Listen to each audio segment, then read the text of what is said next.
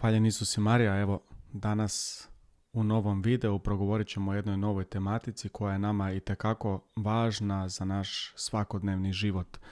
Na samom početku pročitat ćemo jedan čudestan događaj iz Markovog evanđelja, pa možemo prvo čuti Božju riječ, pa onda razmišljati na glas i tu riječ pokušati razlomiti i iz nje osluškivati što je ono što Bog nama poručuje i govori. A kaže ovako. Čitamo iz 5.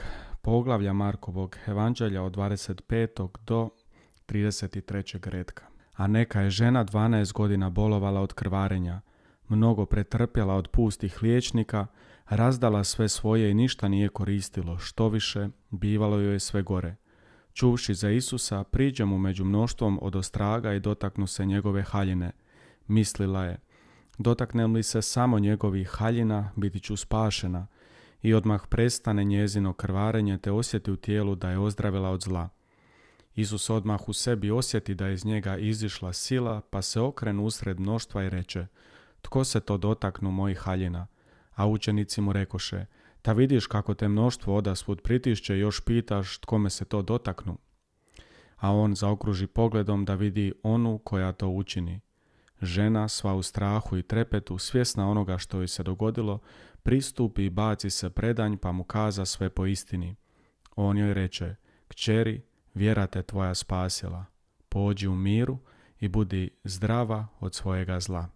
Ovaj odlomak iz Markovog evanđelja može nam puno toga reći i o nama samima. Ta žena je 12 godina bolovala od krvarenja. Evo, znamo da postoji i takav jedan medicinski fenomen ili ti zdravstveni problem gdje žena može imati konstantnu uzastopnu menstruaciju. Evo, mi muškarci znamo iz priča više onako kako je ženama teško kada su ti dani u mjesecu, a vi žene sigurno znate i puno bolje od nas kako je to prolaziti, evo, kada je tih nekoliko dana, kada teče krv, kada se ne osjećate sigurno, kada se ne osjećate raspoloženo možda i niste sposobni toliko kretati se, to je nekoliko dana u mjesecu. Sada zamislimo kako je bilo toj ženi koja je 12 godina bolovala od neprestanog krvarenja. I pogotovo kada uđemo u kontekst toga vremena, kada se smatralo da žena u tim danima, Izraelci su smatrali da su te žene nečiste kada imaju menstruaciju, kada krvare. A zamislimo sada kako je bilo toj ženi koja je bila odsječena od društva, odsječena od obitelji, odsječena od životnih prilika, od poslovnih prilika, od međuljudskih odnosa, zato što ona je konstantno bila smatrana nečistom. Bila je odbačena od svih. I koja to bol je bila u njezinom tijelu i kako je patila i njezina i psiha i njezino tijelo, njezino cijelo stanje je bilo odcijepljeno od svijeta. I kada uđemo malo dublje u to, i pogotovo ovaj prvi dio iz Markovog evanđelja kaže da je ona svo svoje bogatstvo potrošila na sve moguće lijekove, možda je obratila se mnogim ljudima, pa možda i onim šamanima i raznim drugima koji su pokušavali na neki način joj pomoći. Ona je svo svoje novčano blago koje je imala dala da joj se pomogne, a lijeka nije bilo. I sad ta žena kud i kamo u tom stanju je bila, s druge strane osjećala je također jednu nesposobnost i bila je stjerana na jedan način u kut, bez novca, bez financija, bez potpore i podrške. Muškarci, a i niko drugi nije ju smio ni dotaknuti jer se smatralo da će oni biti nečisti ako je dotaknuli budu. Kakvo je to stanje bilo u toj ženi? I sada dolazimo do jedne fantastične stvari. Ona je sigurno čula jako puno toga o Isusu. Isus je činio na razne načine, djelovao je, ozdravljao je, oslobađao je i ona je rekla u sebi, kad bi samo dotaknula se njegove haljine, ja bi bila zdrava. Kakva vjera je u njoj bila. I sada vidimo Isus prolazi sa mnoštvom. To mnoštvo koje oko njega je bilo, bila je sigurno velika jedna gužva, mnogi su ga i doticali. Ali ta žena ga je dotaknula vjerom. Ona se je probila kroz to mnoštvo, na neki način prekršila je zakon zato što nije smjela nikoga doticati, jer koga dotakne, tada su smatrali i ta osoba će biti nečista. Ali ona za ništa ne mari, ona se probija kroz sve njih i dotiče haljinu od Isusa i u tom trenu ona ozdravlja. I tu vidimo jednu snažnu sliku i nas danas. Puno puta kada čitamo te priče, volimo zauzeti neku stranu ili gledati kako bi mi postupili i voljeli bi da smo i mi poput te žene s takvom vjerom prišli k Isusu. Ali isto tako vidimo i u našoj svakodnevnici mi dotičemo Isusa. Prije svega i ponajviše u Euharistiji, u svetoj misi, u najvećem blagu i najvećem događaju u povijesti ljudskoj i budućnosti i sadašnjosti je Euharistija i sveta misa, trenutak kada dotičemo i ne samo da dotičemo, nego i blagujemo Kristovo tijelo. Koja je tu u cijeloj priči problematika? Nije problematika što blagujemo i što dotičemo Kristovo tijelo. Problematika svojevrsna je što to ne radimo sa vjerom. Kao što su mnogi tada doticali Isusa, ništa se nije dogodilo. I mi tako dotičemo, ne događa se ništa. Da li je problem u Isusu? Sigurno znamo da nije. Puno puta je problem u toj našoj vjeri jer je nema. Jer činimo određene stvari po defaultu, jer odemo samo da odradimo, zato da evo stavimo neku kvačicu da smo bili evo i na misi, pa i to smo odradili, idemo sad vratiti se u svoje živote. A Isus traži vjeru i traži to potpuno predanje u svakodnevnici i u svakome trenutku. I onda se mogu i u našem životu događati čuda. I često se onda i dogodi baš to da hrlimo na određene duhovne obnove, da hrlimo kod određenih ljudi za koje smatramo da imaju Duha Svetoga i ne kažemo da nemaju. Ali najveći događaj i najveća osoba, najpoznatija, najsnažnija je svaki svećenik kada udjeljuje Kristovo tijelo. Kada po njegovim rukama običan kruh i obično vino postaju Kristovo tijelo i Kristova krv. I onda, kada bi to punim svojim srcem vjerovali, svaka misa, pa i svakodnevna, jer bi išli češće na misu, bila bi prekretnica u našemu životu, zato što bi vjerom i očima vjere znali koga dotičemo i komu idemo. Evo, to je prije svega i nama jedan veliki poziv kako gledati na svetu misu, kako gledati na taj odnos sa Bogom, da ne budemo samo tamo i onda promašimo cijeli taj izvor, jedan milosti koji se nama nudi za besplatno, da njime napojeni i okrepljeni možemo u tom susretu biti preporođeni, biti preobraženi, da u našem srcu, u našem životu događa se jedna katarza, jedno čišćenje, jedno obnavljanje, jedno stapanje i postajanje sve više i više slični sa Bogom. Tu to mnoštvo ga dotiče i ne događa se ništa. Zašto se ne događa? Možda zato što čekaju tek kada stignu na to određeno odredište, tada će se to nešto dogoditi. A Isus je već tu. Isto tako i mi. Želimo da Bog djeluje, želimo da nešto učini u našem životu, želimo da nam pomogne, ali mi znamo kad je taj pravi trenutak. A Isus je tu. I onda čekamo tamo za 3 mjeseca neki susret, kada će biti slavljenja, kada će biti neki svećenik za kojeg mi smatramo ili neki laik, i tada će Bog nešto učiniti. A propuštamo toliko prilika svakoga dana, pa i u ovome trenutku, kada u svojoj sobi smo i u toj skrovitosti, da zatvorimo oči, da zazovemo ga zaista u vjeri, da ga zamolimo i da mu kažemo iskreno sve što je na stvari i sve stavimo na stol. Bog neće se oglušiti na to. Druga je stvar kada Bog neke stvari odgađa, kao što je odgodio kada su mu rekli za Lazara, kada je umirao i kada je umro. Isus polako, on zna neke stvari i puno šire i dublje vidi od nas i naših ovih fizičkih očiju i naših nekih razumskih rješenja. Ponekad Bog je strpljiv i čini sve radi nekog većeg dobra da se još više proslavi. A druga stvar je evo ta naša vjera koja je potrebna i na konto koje zaista u svakom trenutku imamo priliku da se stvari drastično u pozitivnom smislu promijene.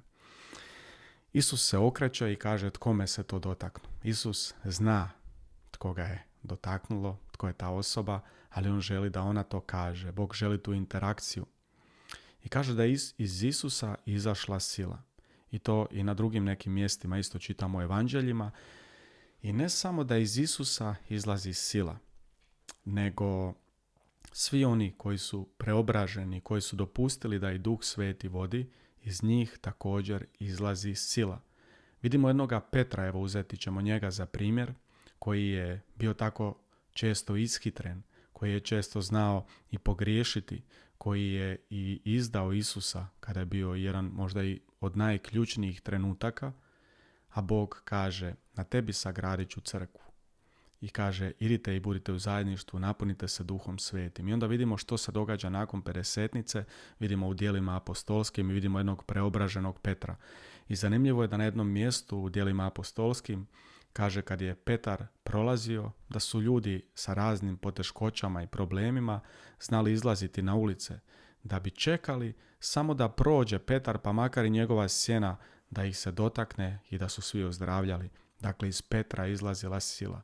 I to ono što Bog kaže, oni koji povjeruju i koji budu imali samo malo vjere, da će i oni činiti veća znamenja na zemlji nego što je on činio kada je hodao. Ne svojom snagom, ne svojim silama, ne svojim znanjem, svojom načitanošću određenih knjiga, ne svojim kvačicama ispunjenim da smo nešto odradili, već iz tog jednog živog odnosa u kojem smo primili tu snagu i onda Bog želi da budemo sudionici u njegovom otkupiteljskom planu, sudionici u spasenju duša, njegova produžena ruka.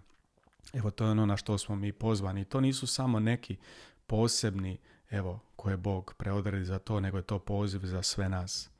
I tu možemo vidjeti iz ovoga teksta kako iz te jedne interakcije Bog njoj govori kćeri, vjera te tvoja spasila, pođi u miru. Kada Bog ozdravlja i svaki put kada nas Bog dotiče, zanimljivo kako je uvijek ta jedna posljedica prisutna, a to je mir. Jedna lijepa posljedica, mir. Kaže budi u miru. I to je u usporedbi sa svim onome što svijet daje. Puno puta ta svjetla i te primamljive ponude djeluju lijepo i divno na prvu. No onda u nama raste jedan nemir. Vidimo da nešto ne štima. A kada doticaj imamo sa Isusom, plod je mir. Plod je to blagostanje. I kaže joj Isus, kćeri vjera te tvoja spasila, pođi u miru i budi zdrava od svojega zla. Dakle, zdrava si i budi zdrava. A da bude zdrava, važno je da i dalje zadrži taj odnos. I ponekad je to i za nas jedan veliki izazov, jer hvatamo se za iskustva neka koja su davno bila u našemu životu i onda tu stanemo i onda se hvatamo na ono što je bilo nekada, a propuštamo na sve ono što je danas i sada tu. I kako to zdravlje i naše nutrine je potrebno čuvati, održavati i svaki dan dolaziti na taj izvor. Evo, vjerujem kao iz svakog teksta i svakog odlomka da možemo puno toga i naučiti i da puno novoga možemo otkriti svaki put kada pristupimo blagovati Kristovu riječ. I to je onaj jedan poziv da bez obzira na bujice i valove, bez obzira na sve ono što sada je trenutno u našemu životu, bez obzira kakvim zidovima možda smo okruženi, potrebno je samo malo vjere. Nije Isus rekao spasilo te to, što si dobro proučavala mene. Spasilo te to zato što si bila domišljata. Spasilo te to zato što, obdržavala si neke stvari. Ni njena mudrost, ni njena pamet, ništa. Isus hvali njezinu vjeru. Vjera te tvoja spasila. I evo, to je poziv i za nas sve da Bog umnaža našu vjeru, da mu mi to dopustimo, ma i ako nema u ovome trenutku vjere, ako nam je teško i povjerovati da kažemo Bože ja ne mogu, teško mi je vjerovati. Negdje u dubini srca ja možda znam da je tebi to sve moguće, ali kao da je jedna blokada. I kada zamolimo Duha Svetoga da on te blokade rastrga, da ih makne, da bude jedan protočan put, i onda kada bude taj jedan živi suodnos, onda ćemo moći ta djela apostolska iščitavati i u našim životima, a moći ćemo i prepoznavati u životima ljudi oko nas. Ja se slažem da puno toga oko nas danas, plod, je ničega drugoga nego nevjere, ničega drugoga nego zastranjenja i nedolaska pred Boga. Zato se na svetoj misi često kod mnogih ništa ne događa, zato su nam životi isti, zato je sve onako monotono, zato nam je vjera ponekad i dosadna, zato ponekad nam se učini da nam se ni ne isplati ići ni na misu, ni tražiti njega zato što on ne odgovara. Ali pristupamo na način da nemamo vjere, da nemamo pouzdanja, a Bog samo to traži. Vjeruj mi, vjeruj u mene i vjeruj meni, da ja brinem, da ja skrbim i da je meni stalo. Meni koji poznajem svaku tvoju misao, meni koji sam te oblikovao još u utrobi majčinoj, meni kojim je stalo da si ti dobro. Vjeruješ li u to? I ukoliko vjerujemo, vidjeti ćemo ogromne promjene i velike stvari u našim životima. I onda Bog će nas pozvati da to ne čuvamo sebično samo u sebi i za sebe, jer vjera nije privatna stvar, već da tu ljubav, već da taj miris, već da tu vatru možemo darovati drugima. I onda će rasti vjera u mojoj i tvojoj kući, u mojoj i tvojoj obitelji, društvu, na poslu, gdje god naša noga zakorači. Poput Petra, samo sjena kada bude doticala, Duh Sveti će već djelovati. Na razne načine, pa i daleko od onoga našeg dokučivoga. Samo na nama je da vjerujemo. Evo, to je ono što želim i sebi i tebi. Želim vam obilje blagoslova. Evo, ukoliko nije teško, ako još niste, pretplatite se dole na kanal u znak podrške i da evo ova riječ dođe i do mnogih drugih, a mi se vidimo brzo u novom videu. Božji blagoslov i pozdrav.